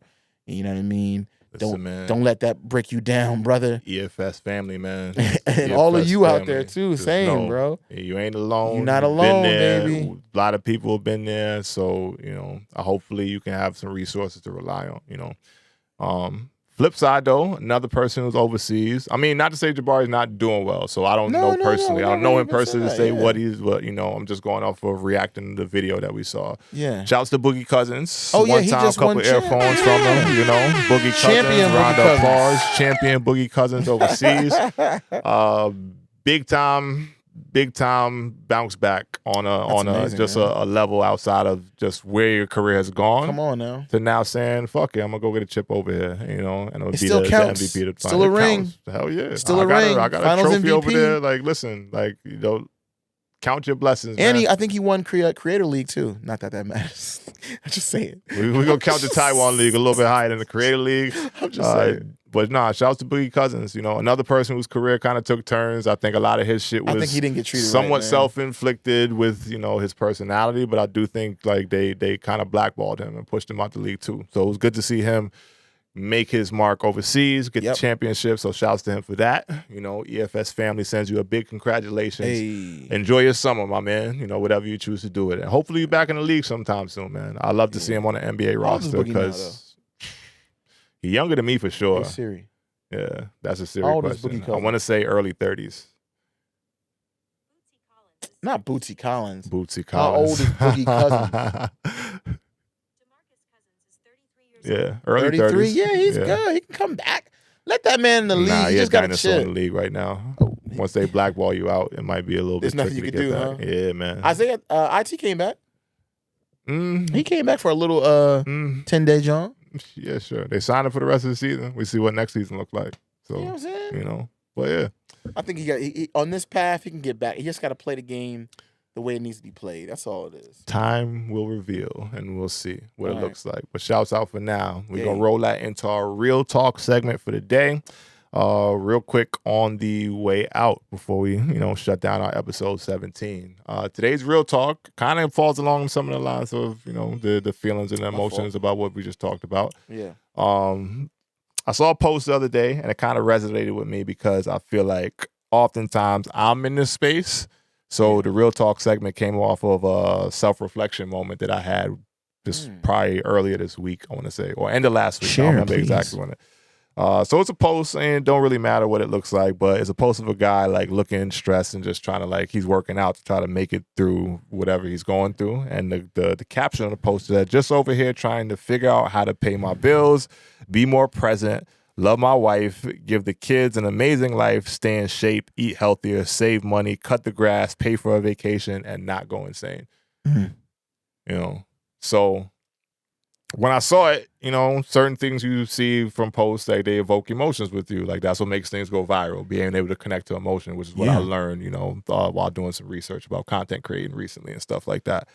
But yeah, so it made me kind of feel like, damn, like I know what that feels like. And, you know, how many of us out there as men in society, you know, are feeling like that. Because I do think so many, as a person who's gone through my own mental health struggles at certain points in my life, even as recently as freaking last year, you know, having that be something that I've worked through myself through seeking therapy and getting professional help, you know, I think it's something that for me, it touched me to the point where I paused, but I wanted to speak about it here on the platform, you know.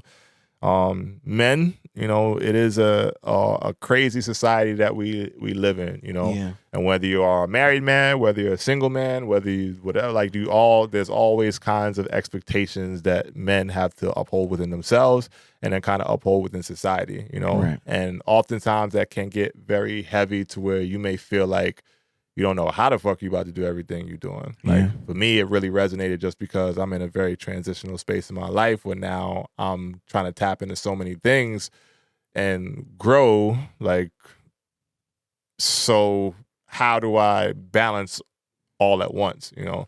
And maintaining that balance is just very delicate at certain points, you know? Yes, it is. And some people is a lot better at it. Some people not so much. But I think just always being conscious as a man to know that as long as you're putting forth your best effort, you can only look towards the next day and think, all right, now I got to keep going with whatever I'm looking to do. Yeah. You know, and whatever your ambitions are, whatever you are expected to do for your family, whatever you're trying to do for your family, that may not be an expectation, just some dope shit that you want to fulfill for your people. Like all that kind of stuff, it can be a lot, you know, and just being someone who's mindful enough to understand that if it's weighing on you, seek help, you know, to where you can get those emotions off, get those feelings off, because when we look at the numbers, the people who commit suicide at the highest rate are people with penises, men, like, you know. So that was a wild way to say that, but no, for sure. I had to make some kind of comic relief. It is heavy, but you know, the guys is usually the ones where they end up tapping out, you know, or crashing out and then doing some shit that might really affect their lives in a negative way because of all the stress, weight, and pressure of whatever they feel, you know. So definitely seek help if you are a person that is feeling like that. You know, maybe one of our listeners, maybe someone who's just coming to the podcast for the first time, like, you know, seek help if you're in a state where you feel like life is too heavy to handle, whether that be the people around you, the ones that you can lean on in those moments. Some guys don't even have those people to lean on in certain moments. Sometimes, no. As an expectation, it's like, bro, suck it up and fucking keep going, you know. But who do you go to when the feelings are, you know, that prevalent and that, you know, drastic to where, you know, life weighs that much? But always seek help. I'm a big advocate for mental health. The plan on this podcast at some point is to open up with a professional in the mental health space. Can't wait for really that, start man. to tap into some conversations. And, you know, just guys, hold your head, you know. So Real Talk segment for today goes to the fellas. Guard your energy, mentally, physically, all things in between. Everyone guard your energy, mentally, physically, and all things in between. And just know that, you know, for the fellas, it's all right. You know, it's all right to feel the weight. It's all right to feel the pressure. But, you know, how you react to that can send your life one way or next, you know. So just keep doing the right things for yourself. And, you know, all around, just be safe, you know. That's my talk on the Real Talk segment for the day. We have a little finger snaps, whatever. Yeah, so we went through a lot. Glad to get back on the pod. Guess we go and wrap it up here pretty soon. Today is going to be a quote by myself. I think we lost the order of the quotes, but we back, man. We back. I got one. It's pretty simple today, and it kind of comes off of, I like to give back like backstory to where my quotes come from or what I'm feeling that makes me go to a place to find a quote like that. And right now, again, as I set off with just like the week that I had out in Chicago, the conversations that I called, Chicago and Kansas City, but I didn't even mention that before, but just that space that I was in, just really just looking ahead of me and seeing what's in front and the vision, Right. and what I want to do for EFS in general, not just this content space, but, like some of the stuff we spoke about, getting into certain events and things we want to do. So a lot of it, again, can, like off of the last conversation we had, be a little bit overwhelming. So, now it is a lot for me to look forward to, but it also puts me in spaces like, it's doable as long as you go about it with the right mentality. And, today's quote is going to come off of, and it's not groundbreaking. You probably heard it before, but I think it's a good one for today just because it's a space that I'm going to, The quote is short and sweet. It's simple. It said, it always seems impossible until it's done. One more time. It always seems impossible until it's done. Always seems impossible till it's done. So even to the fellas who may be going through something that looks impossible to get out on the other side, it always seems impossible until it's done. And sometimes it is not about the actual thing that you want to do, but often the little steps that you're taking towards that overall goal that change you for the better, help you to grow as a person. And then when you achieve whatever the done is, from there you feel a lot better about the path that you took to get there because it was organic. You knew it was something that tested you, and you went through trials and tribulations to achieve whatever you went out there to do. Yeah, big facts. So today's quote is, again, it always seems impossible until it's done. Reminds me of Kevin Garnett, when he won the championship and he said, anything is possible. Anything is possible. Yeah, like one of the most beautiful moments in sports history, and that's the thing to where, they've created a whole campaign off of it after. So, it gave me that kind of feeling. So as always, everyone, stay safe out there. Be great out there. I love telling people to go out there and be great. Mentally, physically, all things in between. Make sure you guard your energy. And we'll catch you on the next audio occasion. EFS, episode 17. Out of here. We out of here. Love Peace. y'all, EFS fam. Appreciate y'all so much.